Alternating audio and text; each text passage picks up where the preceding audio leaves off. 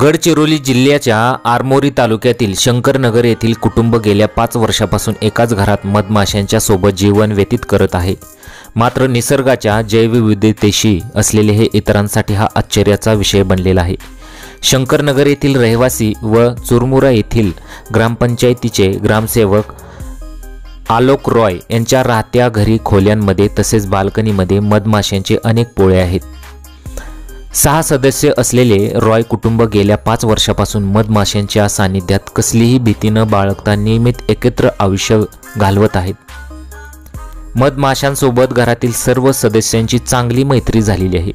मात्र घरी येणाऱ्या पाहुणे व नातेवाईकांची काही काळ झोप उडते।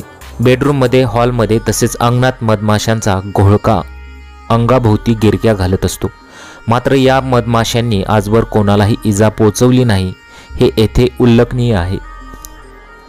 मधमाशा आणि आमचे 6 जणांचे कुटुंब एकत्रित राहते। घरात वावरताना आमची एकमेकांसोबत धडक होतेच। आम्हाला ओळखतात की काय, पण आम्हाला त्यांचा कुठलाही त्रास नाही। आता मधमाशांसोबत आमचा नेहमीचा सहवास झालेला आहे। आलोक रॉय कुटुंब प्रमुख तथा ग्रामसेवक शंकरनगरमधील आहेत।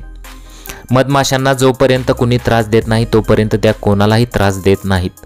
जाणून बुजून आग लावून धूर तयार करणे, उष्णता निर्माण करणे, पोळाला दगड मारणे अशा उचापती केल्यास मधमाशा व्यक्तीवर हल्ला करतात।